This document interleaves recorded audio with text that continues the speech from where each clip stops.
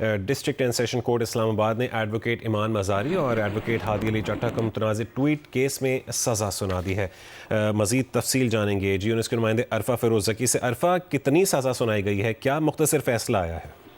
देखिए, मुतनाज़े tweet case में advocate ईमान मज़ारी और उनके जो शौहर हादी अली चट्टा थे, उनको अब से कुछ देर कबल जो है उनका ट्रायल मुकम्मल हुआ है और उस पर सज़ा जो है वो सुना दी गई है। 10 साल कैद दोनों को जो है वो सज़ा सुनाई है अलग अलग। इसके साथ साथ जो सेक्शन 10 थे उसमें 10 साल कैद की सज़ा है, सेक्शन 9 में 5 साल कैद की है, सेक्शन 26A में 2 साल कैद की सज़ा है।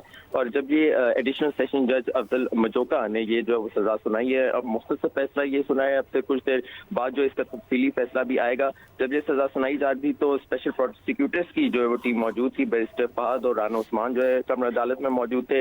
इसके साथ साथ ईमान मज़ारी और हादी अली जो मुल्ज़मान थे, उनकी जानिब से कोई भी वकील जो अदालत में पेश नहीं हुआ। तो दोनों जो एडवोकेट थे ईमान मज़ारी और हादी अली, उनको 10-10 साल कैद की सजा सुना दी गई है। जी अच्छा अरफा, कितने सेक्शंस में कितनी कितनी सजाएं दी गई हैं?